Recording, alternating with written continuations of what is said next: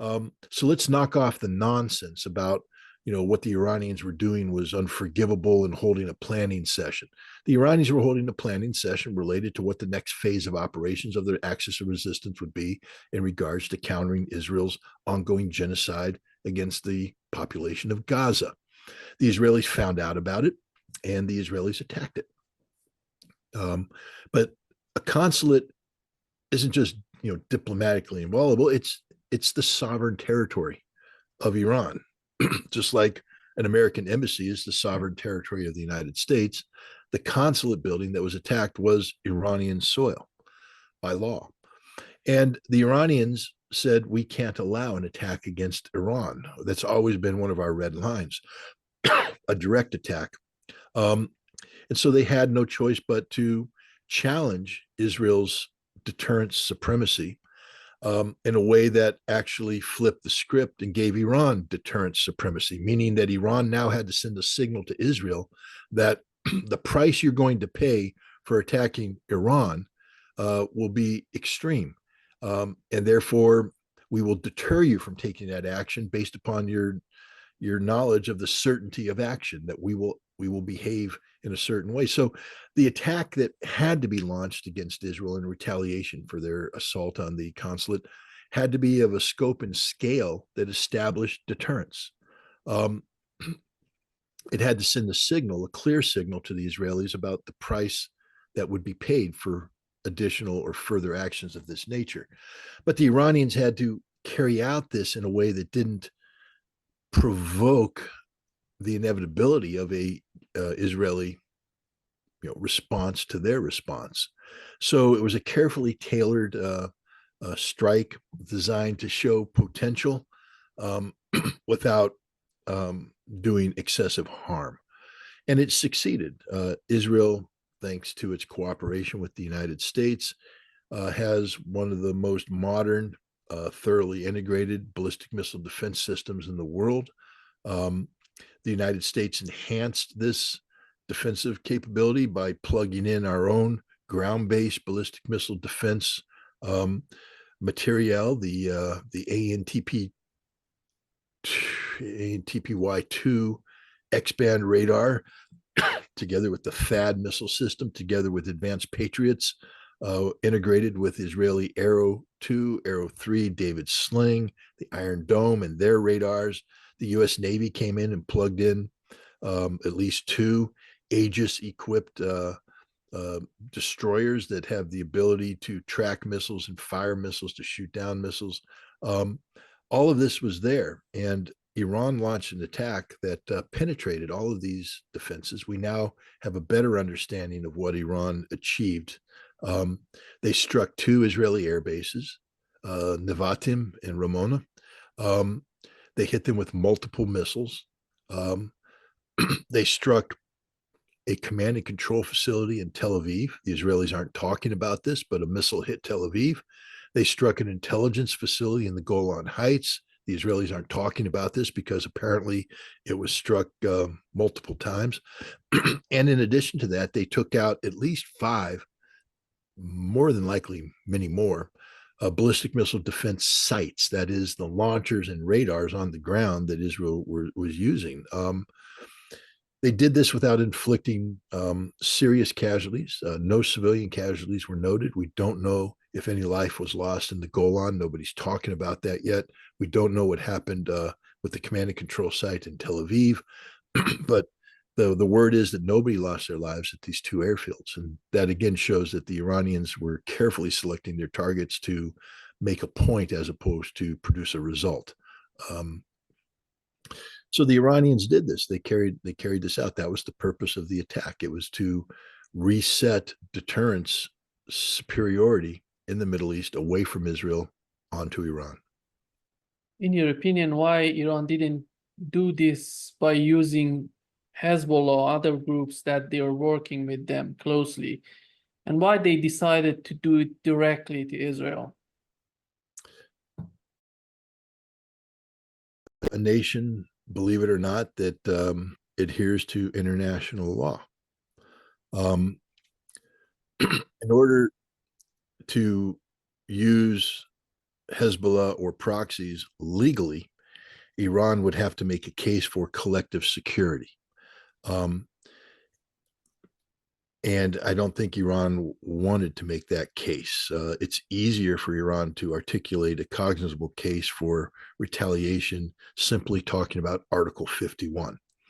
First of all, the attacks that were carried out, probably the attack was done in Damascus, Syria.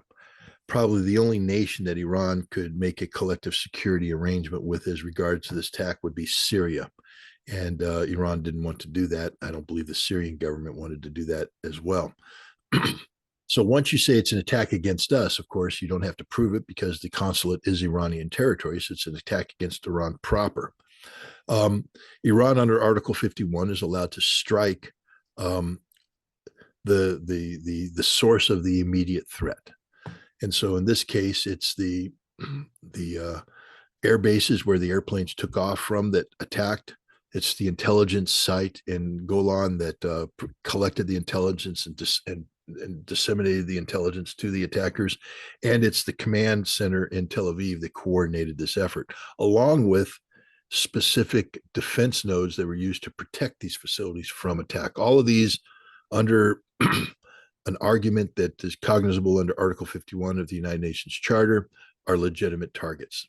And this is why Iran said we alone can respond, and this is why we had to attack Israel, because Israel's actions defined the target set. You have to attack those sites which are directly relate to the immediacy of the threat that you're trying to respond to. So if Israel attacked Iran from these territories, then Iran, or these locations, then Iran can only respond to these locations. If they wanted to attack Israel, we know that 3 days before this attack, they were talking about, be prepared, we are coming, we are going to attack you. And why they decided to choose such a policy before this attack taking place in Israel? And on the other hand, how much the United States knew about the scale of this attack on Israel?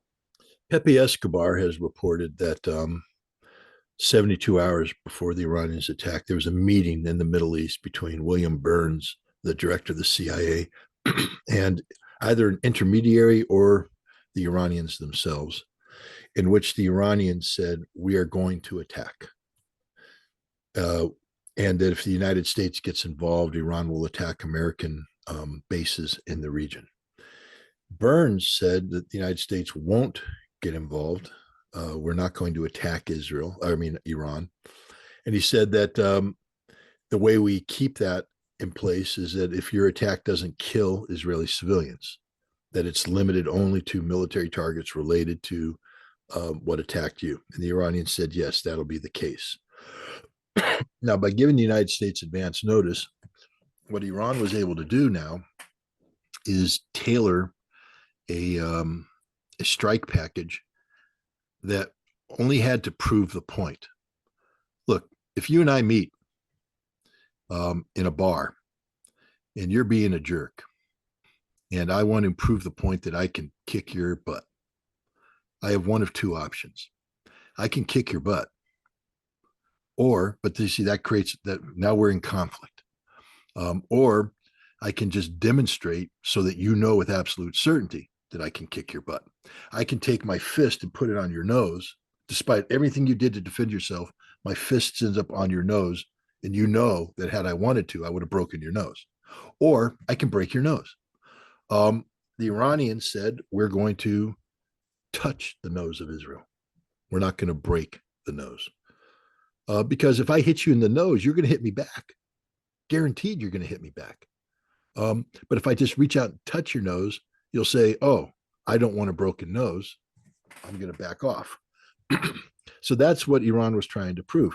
And by letting the United States know this, the United States would tell the Israelis too, that this is not going to be they didn't know the targets. The Iranians didn't tell them the targets, but the United States can begin to create an environment that helps prevent an irresponsible Israeli counterattack.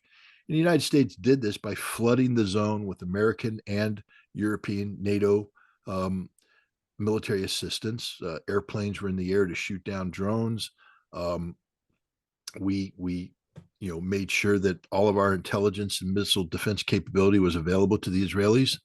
And so what the Iranians had to do now is build an attack that could get through all of that and still touch Israel. Now, the level to which Iran and the United States colluded on creating what I call the myth of the 99% success. It's a little too conspiratorial for me. I don't have any evidence of everybody's, there's people out there saying that the US, worked with the Iranians to build this up. I don't think the Iranians shared any aspect of their attack plan 72 hours in advance. I do believe the Iranians launched drones in a very public fashion. They televised it. If it was going to be secret, you would have just launched the drones and shut up. But instead, they're going, here they are. These are the drones. And they even filmed it so you could see what kind of drones it were. Here they come. And everybody went, oh. And they looked at a map and they said, those drones fly this fast. You're going to hit Israel in 5 to 6 hours. And that gave everybody a chance to say, get ready. They're coming in 5 or 6 hours. And then the Iranians went, hey, here come the cruise missiles. We're filming them. This is what they are. And they go, okay, this is the kind of cruise missile they're firing here. What the Iranians didn't do is announce their ballistic missile launches because these were the serious launches. Now, the Iranians, when they fired, they fired the drones, they fired the cruise missiles to achieve a result. Basically, you're testing the enemy to see what their response is, and you're learning a lot about how the enemy works. Remember, just so people understand how good Iranian intelligence is. Back when we were in Afghanistan, we had a drone, RQ-176 or something. I don't know the number exactly, but they called it the Beast of Kandahar. There's a big drone that looked like the B-2 bomber, delta wing stealth drone. It's the drone that was flying over Abbottabad when Navy SEALs went in to kill bin Laden. It's the drone that sent the imagery down, that famous photograph of Obama and Clinton and everybody sitting there staring at the TV screen of the raid as it goes down. That's the drone that did it, the Beast of Kandahar. And the Beast of Kandahar would also take off and fly over Iranian airspace, in particular to the city of Mashhad. Mashhad is where the Iranians have a whole bunch of underground construction, because underneath Mashhad is the National Command Center. So if there's ever going to be a big war, that's where the government leaves Tehran and they go to Mashhad and they go underground. And so the Beast of Kandahar liked to fly over and do reconnaissance. And the Beast of Kandahar would take off from Kandahar. Now it's taken off using ground control station. So there's an American crew on the ground there taking it off. There's an Iranian crew waiting outside the fence, disguised as goat herders. Maybe they put rocks there with beacons. Who knows what the Iranians did? But they had teams there collecting this information. And then these teams would also monitor, once the Beast of Kandahar gets to a certain altitude, it switches over control from the ground station to Nevada, where there's another team out there who takes control and then flies it using satellite connectivity. And the Iranians monitored the pass off. So they learned how to take control of the drone at its moment of greatest vulnerability, when the handshake is taking place. The Beast of Kandahar reaches out and says, hey, satellite, I'm here. And the satellite reached out and said, hey, Beast of Kandahar, what's up, buddy? And then they go to give their secret handshake and they pass off connectivity. And the Iranians did that. Now, this is all encrypted, by the way, meaning that it's not clear what's happening. If you're listening in, you're just hearing.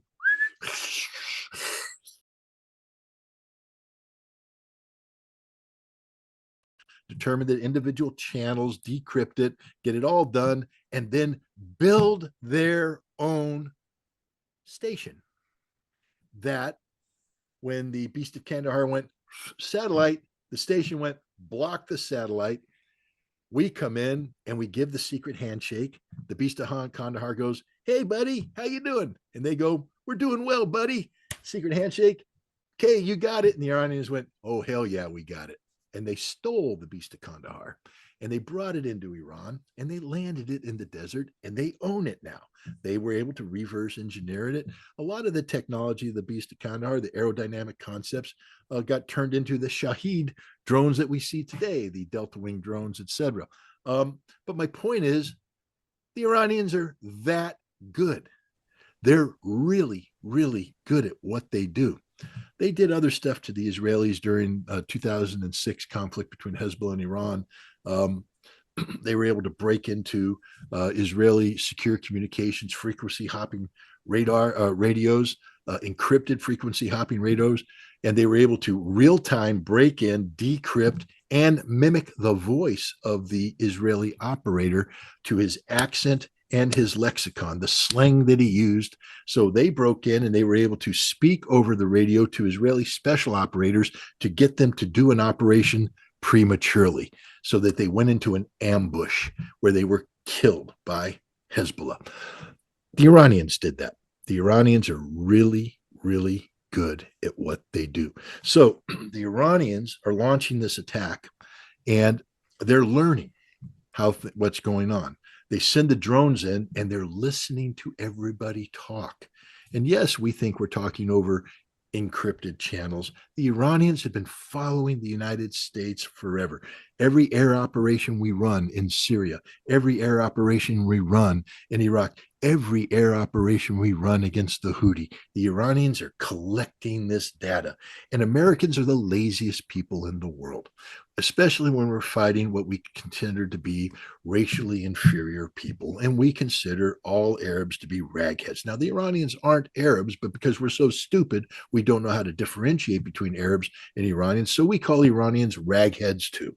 And that's how we refer to them: Hajis, ragheads, sand camels, whatever. We use disparaging words because we don't respect them. And so we're up there. And yes, we're supposed to do things and change it up, but we don't because we get lazy. We're creatures of habit. We do the same thing over. And the Iranians watch the pattern, they intercept the communications. So they're listening to everything.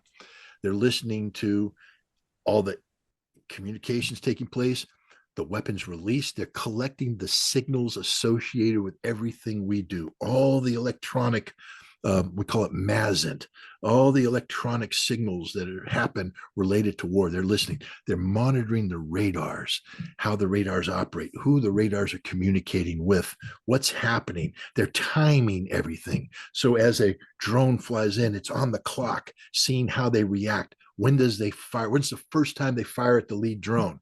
If we have 5 drones coming together, how many drones get through the first wave before they hit it with the second wave? How much time does that take? Once we clear that out and the cruise missile comes in, who's responding? What time? They're getting the timings down. Then they fire the first wave of missiles. These are the older missiles. These are standard ballistic missiles with standard separating warhead things. They fire that missile up. There are several of them, and they monitor the tracking. And they watch when they start to communicate targeting data down to the actual interceptor missiles. Then they see what happens when they separate the warhead, how that changes, how the radars distinguish who's talking to who. And then they time when they fire that first launcher and they see it. And they got all that down and they factor that in. They fire the second wave of missiles. The second wave of missiles comes in and they'll come in and they do an interesting thing, you see, because it's still a ballistic missile, but it's going to separate that warhead. And as that warhead comes down towards the target, they know, because they've timed it, when the interceptor is going to go. So right before the interceptor is supposed to fire, this warhead releases decoys. And all of a sudden that whole system goes crazy, because instead of being able to fire at one, they now have 12 that they're firing at, and it confuses the system, and the system's confused. It's firing, but it doesn't know. So this gets overloaded. So now they have to open up the second one. So in air defense, you're gonna fire your system here, but you're gonna keep this one quiet. You don't want the enemy to know about it, so it can shoot down the second wave, and you're gonna keep the other one quiet. This one thing comes in, releases the decoy warheads, confuses. All 4 have to open up because they're confused now. And the Iranians are going 1, 2, 3, 4. Thank you very much. And then they come in with the next warheads and they kill 1, 2, 3, 4. You can't shoot them down. Then they send in the next missiles, but these are the ones that aren't ballistic. These are the ones that are going to come take off and then they go hypersonic. They tilt and they accelerate through. And what they learned is nobody's tracking it. And it comes in and it hits Nevatim Air Base. Bop, bop, bop, bop. And these aren't even the best missiles Iran has. Those they didn't fire. Iran fired the second tier and they got through. So the whole way the Iranians built this attack wasn't designed to create the fiction of America shooting down drones, great victory. Iran doesn't care what Israel thinks. They just want Israel to know that they could reach out and touch them. The Americans, on the other hand, are spinning this thing crazy. We shot down 99%. This is a great victory for the United States. This is a great victory for Israel. And Iran's going, no, see, if Iran was playing that game, why would then Iran make the point of saying, no, we beat you. This isn't a victory. Why would Iran say, well, wait a minute. We're gonna release more information about. See, Iran needs to establish deterrence. Deterrence is the certainty of knowledge that if you do something, you will get hit with overwhelming power. How is it deterrence if Iran allows Israel and the United States to believe they committed they won a great victory? That's not deterrence. So Iran's listening and going, no, guys, you didn't hear us. We fired the Fatah 2 missile. You can't shoot it down. We have deterrence. And America's going, no. You didn't hit anything of seriousness. We shot everything down. If you hit anything, it was lucky. No. And the Iranians are going, no, this was planned and we'll do it again. See, the Iranians have to make sure people know that when they say they'll do it again, A, they will do it again, and B, they will hit everything they want to hit. That's deterrence. And I think what happened over the course of this weekend is that the politicians got in Israel and the United States got voted down by the military people. And what I mean by that is the military people said, guys, Iran beat us. And you're starting to see that now in the West. Financial Times is writing articles. People are coming out and they're just being honest for the first time. And they said, Iran beat us. Iran beat everything we had. This is a problem, not just for Israel, but for the world. Imagine being the Japanese and the South Koreans. Because earlier this year, North Korea tested a hypersonic intermediate range missile with a maneuvering warhead. And everybody is going, that's okay. Our defense system will get it. And now you wake up and go, wait a minute. The Iranians just fired missiles that aren't as good as this one, and they beat the same system we have. We're in trouble. The Chinese are sitting there going, hey, Taiwan, look what our buddy Iran just did. Same system America says they're going to defend you with. Hot knife through butter, baby. Hot knife through butter. And the Taiwanese are going, damn. And imagine if you're Europe right now, because America said, we got all this fancy missile defense stuff going in. We lied to the Russians about the stuff we put in Poland and Romania. It's never about Iran. It was always about Russia, but it's really good. We got the Russians beat. We've built all these new things. And the Russians are going, hey, our stuff's like really better than what the Iranians used. You have no defense. And everybody woke up today and said, we have no defense. So what do you do when you're these nations and your defense has been shown to be a house of cards? The modern Maginot Line doesn't really exist, does it? You have to establish deterrence supremacy, not by saying that we can defend against anything you have. You have to flip the script and say, okay, but we can hit you 10 times harder than you can hit us. Now we're back into sort of, the bully mode. And that's what happened in Israel. They know now that Iran won the deterrence game, and Israel can't live in the Middle East where Iran has deterrence supremacy. It doesn't matter that Iran's not an aggressive nation. When was the last time Iran invaded another nation? That's not in Iran's playbook. But we, of course, have sold Iran to be a regional aggressor who's out to dominate the world. They're not. They're not even out to export the revolution anymore. They gave up on that a long time ago. Iran just wants to live in peace and harmony with its neighbors, but it can't live in peace and harmony with an Israel that's always blowing it up and bombing it. So Iran flipped the script, but we can't trust Iran to do the right thing. It was amazing how we trusted Israel with deterrence supremacy for so many years because we just backed them up. We allowed them to kill people, bomb things. We never once said, hey, rein it in, slow down. We just let them do it.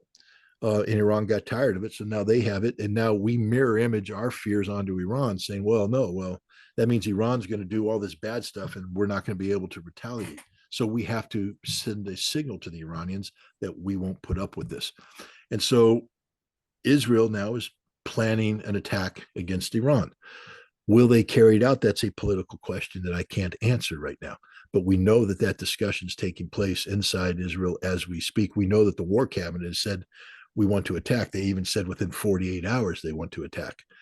Will they attack? I don't know. It's insanity if they do. There's some breaking news coming out about Iran saying that if Israel attacks them or continues to threaten them with attack, that Iran may reconsider its nuclear policy, meaning that Iran may in fact become a nuclear power. Um, this is extraordinarily frightening stuff. So, you know, we live in a very dangerous world right now.